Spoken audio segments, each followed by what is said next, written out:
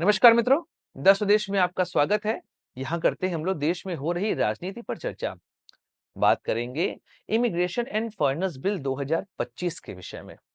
चर्चा करना आवश्यक है क्योंकि इस बिल से जुड़े हुए कई सारे सवाल आपके मन में कौंध रहे होंगे कि आखिर यह बिल है क्या, क्यों इस बिल को लाया गया और देश की राजनीति पर इस बिल का प्रभाव क्या पड़ने वाला है। ऐसे में चर्चा करेंगे पूरी इस विषय पर। आज के वीडियो में हम यहाँ पर अवैध प्रवासी और शरणार्थियों के विषय में भी समझेंगे। यूनाइटेड नेशन यहाँ पर क्या कहता है वह भी समझने वाले हैं। इस बिल के अंदर है क्या, यह भी यहाँ पर बात करेंगे और देश की राजनीति पर इसका क्या प्रभाव पड़ने वाला है, यह चर्चा भी आज की वीडियो में। नमस्कार दोस्तों, मैं सुधांशु, आप देख रहे हैं द स्वदेश। दोस्तों, द स्वदेश एक मंच है जहां पर हम निष्पक्ष पॉलिटिकल एनालिसिस करते हैं। अगर आपको हमारा पॉलिटिकल एनालिसिस पसंद आता है तो आप यूपीआई के माध्यम से हमारी मदद भी कर सकते हैं। बाकी हमारे चैनल को सब्सक्राइब करिए, वीडियो को लाइक करिए और वीडियो को शेयर जरूर करिए।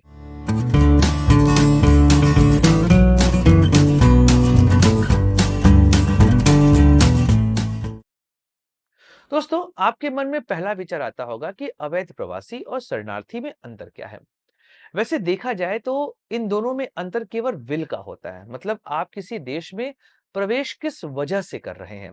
अगर आपको अपने नेटिव कंट्री में परेशान किया जा रहा है, आपकी पूरे जो आपका वहां पर जो पूरा समुदाय है उसको प्रताड़ित किया जा रहा है, तो ऐसे में आप अपनी जान बचाकर उस देश से किसी और देश में जाते हैं, तो ऐसे कंडीशन में आप शरणार्थी कहलाते हैं।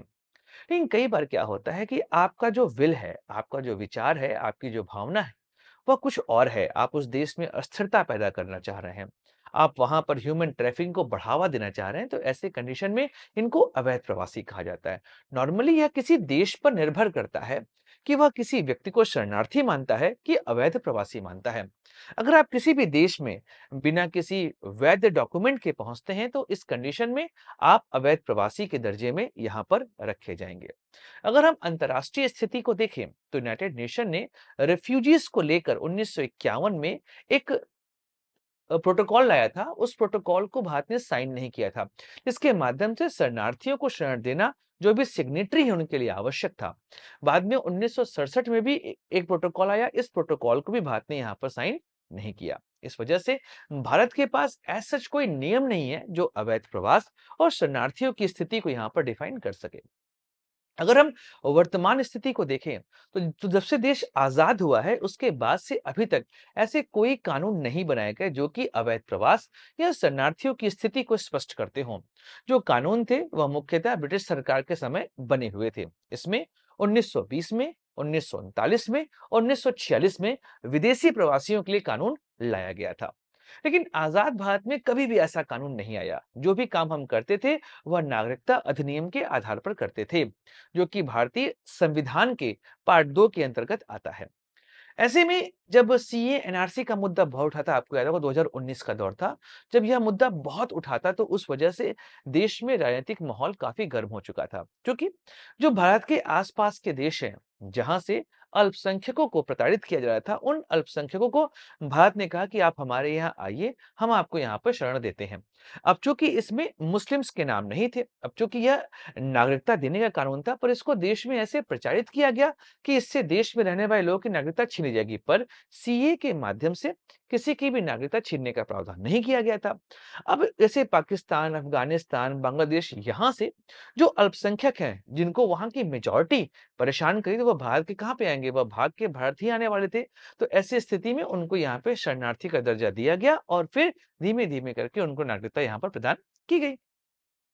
लेकिन अवैध प्रवास यह भारत के लिए एक प्रमुख कंसर्न रहा है, खासकर बांग्लादेश और म्यांमार।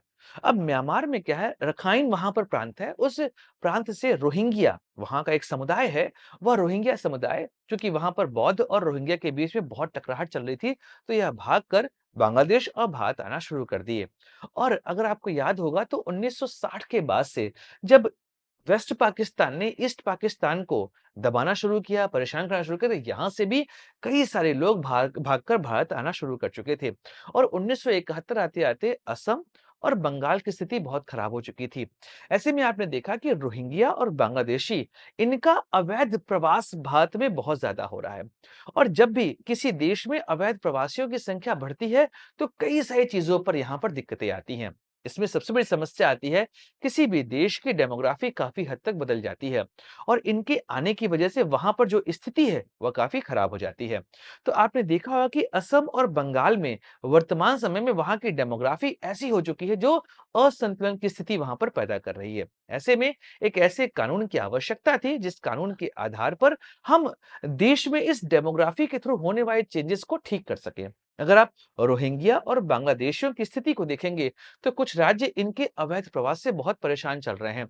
2 राज्य का नाम तो मैंने आपको बताया था, एक था असम और एक बंगाल। इसके अलावा झारखंड, उत्तर प्रदेश के कुछ क्षेत्र, दिल्ली और हरियाणा में खासकर गुड़गांव के एरिया, यह कुछ ऐसे क्षेत्र हैं जहां पर आपको अवैध प्रवासियों की संख्या ठीक-ठाक दिखाई देगी और सरकार इन्हीं को ट्रेस करने का कार्यक्रम यहाँ पर रखी हुई है।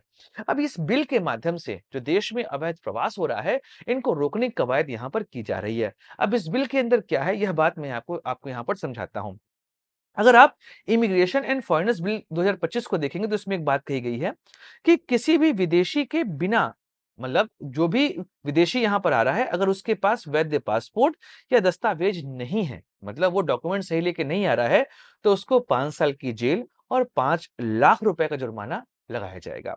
इसके अलावा अगर आप किसी देश में एंट्री करते हैं, आपके पास दस्तावेज हैं, वहां पर दस्तावेज नहीं थे, यहाँ पर दस्तावेज हैं, पर वह दस्तावेज गलत है, गड़बड़ी की गई है उसमें, तो फिर 3 साल की जेल और 3 लाख रुपए का जुर्माना यहाँ पर लगाया जाएगा। अगर आप भारत में बिना वैध पासपोर्ट के यात्रा करते पाए गए, तो आपको तुरंत डिटेन कर लिया जाएगा और अगर यह मुद्दा राष्ट्रीय सुरक्षा से जुड़ा हुआ, तो फिर समस्याएं आपकी बढ़ जाएंगी और ऐसी स्थिति में सरकार जैसा चाहेगी वैसा आपके साथ यहाँ पर कार्यक्रम करेगी।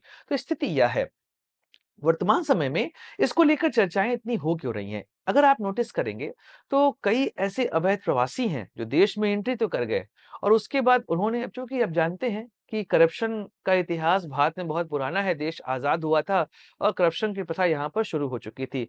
इसी करप्शन की प्रथा ने देश का बंटाधार किया है। जो अवैध प्रवासी यहाँ पर आए, वो 2000, 5000, 10,000 रुपए देकर अपने लिए डॉक्यूमेंट बनवाना यहाँ पर शुरू कर दिए। कईयों के आधार कार्ड और वोटर आईडी कार्ड तक बन चुके हैं। आप दिल्ली और बंगाल के कुछ क्षेत्र में जाएँगे, वहाँ पर कई ऐसे अवैध प्रवासी हैं, जिनके पास डॉक्यूमेंट आपको मिल जाएँगे। तो सीधी बात है, उनका जो यहाँ रह नहीं रहे हैं, उनके पास डॉक्यूमेंट आए कहाँ से? तो यह सारा काम यहाँ पर करप्शन के आधार पर ही किया गया है। अब इस वजह से देश की डेमोग्राफी पर काफ़ी प्रभाव पड़ रहा है और रोहिंग्या और बांग्लादेशियों की वजह से असम और बंगाल की स्थिति लगातार खराब होती चली जा रही है और वहाँ पर इस अवैध प्रवास को रोकना सरकार की मजबूरी हो चुकी है। और देश की राजनीति भी इससे बहुत प्रभावित हो रही है, क्योंकि जो रोहिंग्या और जो बांग्लादेश से लोग यहाँ पर भाग कर आ रहे हैं, वह मुख्यतः इस्लाम धर्म को मानने वाले हैं और उनकी वजह से देश में आप देखेंगे, तो राजनीतिक माहौल आपको काफ़ी बदलता हुआ यहाँ पर दिखाई देगा।